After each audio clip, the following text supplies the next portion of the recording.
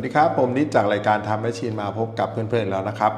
วันนี้ก็ยังอยู่ในช่วงของ TM Talk นะครับก็คือมาคุยกันสั้นๆแล้วกันนะครับวันนี้จะพาไปรู้จัก5เรื่องของ Rolex นะครับที่หลายๆคนยังไม่รู้มาก่อนนะฮะ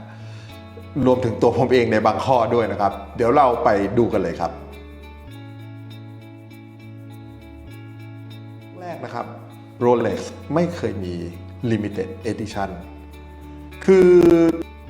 เราอาจจะเคยคุ้นเคยกับคำว่าเฮ้ยโรเล็กซ์เนี่ยมันหายากมากมันมีเรือนนู่นเรือนนี้รุ่นนั้นรุ่นนี้ที่แบบโอ้โหหายากมากต้องสะสมยอดต้องซื้อแล้วต้องบวกเงินไปเท่าไหร่อะไรเงี้ยแต่ทั้งหมดทั้งมวลนั้นไม่เคยมี Limited Edition นะครับคือ Limited Edition เนี่ยมันเป็น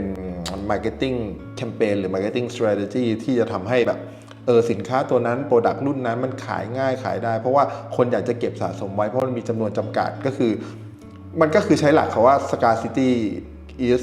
the new luxury นั่นเองนะครับก็คือว่าการหายากมันก็คือเป็นความหรูหราใหม่นะครับแต่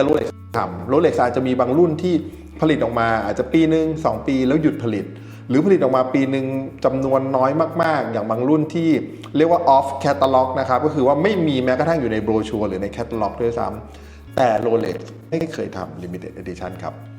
ทั้งนี้เนี่ยเป็นเพราะว่า Rolex เนี่ยเขาวางแบรนด์ตัวเองเนี่ยเป็นแบรนด์ที่แข็งแรงมั่นคงไม่ตามแฟชั่นครับ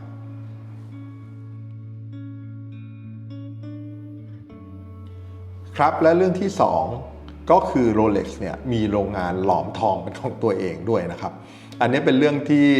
แปลกใหม่มากๆนะไม่ว่าจะอยู่ในวงการนาฬิกาหรือวงการเครื่องประดับก็แล้วแต่นะครับ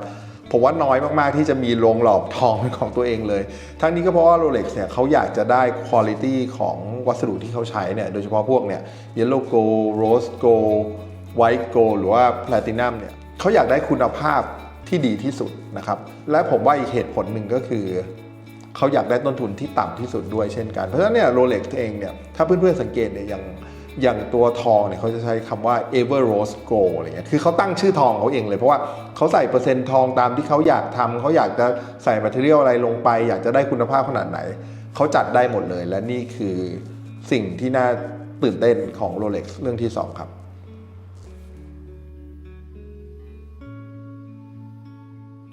เรื่องที่3เนี่ยแม้ Rolex เองเนี่ยจะเป็นบริษัทที่ผลิตนาฬิกาเยอะมากนะครับปีหนึ่งเนี่ยผลิตร่วมล้านเรือนนะครับแต่ว่าเขาก็ยังไม่ได้ใช้เครื่องจักร 100% นะครับก็คือยังมีชิ้นส่วนบางอย่างหรืองานบางอย่างเนี่ยที่ยังต้องใช้คนอยู่เพราะว่ามันเป็นชิ้นส่วนที่เล็กมากๆและต้องใช้แรงงานที่มีฝีมือและมีทักษะที่สูงมากๆและนั่นเนี่ยเป็นต้นหลักของ Rolex ที่ทำให้ Rolex ราคาแพงด้วยนะครับ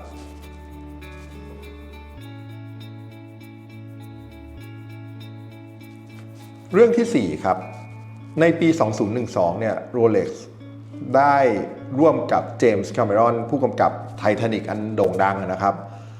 ใส่ Deep Sea Challenge นะครับลงไปที่ Mariana Trench นะครับก็คือเป็นร่องลึกของ Mariana เนี่ยลงไปถึง 11,000 เมตรก็ถือว่าเป็นนาฬิกาที่ดำดิ่งลงไปลึกที่สุดในประวัติศาสตร์ครับและแม้จะลงไปลึกได้ขนาดนั้นRolex ก็ยังทำงานเป็นปกติเรื่องที่5เป็นเรื่องที่น่าตกใจอีกเรื่องหนึ่งนะครับคือ Rolex เป็นองค์กรที่ไม่แสวงหาผลกำไรหรือที่เรียกว่า non-profit organization นะครับ Rolex เป็นองค์กรการกุศลครับแต่ทั้งนี้ทั้งนั้นเนี่ยมันไม่ได้เป็นองค์กรการกุศลอย่างที่เราเข้าใจซะทีเดียวเหมือนยูนิเซฟหรืออะไรขนาดนั้นนะองค์กรการกุศลในที่นี้หรือว่า non-profit organization ในที่นี้เนี่ยก็คือว่าเขาไม่ได้เอา profit ที่ได้เนี่ยเอาไปแจกจ่ายให้กับผู้ถือหุ้นนะครับแต่เขาเอาไปใช้เขาเอากลับเข้าไปที่ตัวมูลนิธิของเขานะครับซึ่งจริงๆแล้วเนี่ยมันก็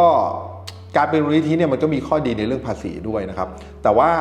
เขาไม่ได้เอาไปปันส่วนให้กับ stakeholder หรือ shareholder ตามปกตินะครับและเอาจริงๆแล้วเนี่ย Rolex เองเขาบริจาคเพื่อการกุศลในปีหนึ่งเยอะมากๆนะครับแต่ข้อดีของการทำเป็น non-profit organization อีกอย่างก็คือว่าเขาไม่ต้อง declare ให้กับสาธารณชนรู้ว่าเขาได้รายได้หรือมีกำไรอะไรเท่าไหร่ขนาดนั้นนะฮะแต่ว่าเท่าที่ทราบมาก็คือว่า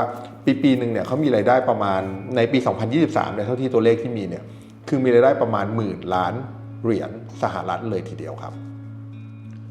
เป็นไงบ้างครับสำหรับ 5 เรื่องที่เพื่อนๆอาจจะยังไม่เคยรู้เกี่ยวกับ Rolex นะครับก็มีอะไรที่เราไม่น่าเชื่ออีกนะแล้วบอกว่าจริงๆแล้วมันอาจจะมีเรื่องราวอื่นๆดีไว้ว่าหลังเดี๋ยวจะหามาเล่าให้เพื่อนๆชมเพื่อนๆฟังกันอีกทีหนึ่งนะครับสำหรับวันนี้ผมนิดจากรายการทำให้ชินแล้วก็ช่วง TM Talk ต้องขอลาเพื่อนๆไปก่อนนะครับเพื่อนๆอย่าลืมกดไลค์กด Subscribe แล้วก็กดสั่นกระดิ่งเพื่อเป็นกำลังใจให้กันด้วยนะครับสำหรับวันนี้สวัสดีครับ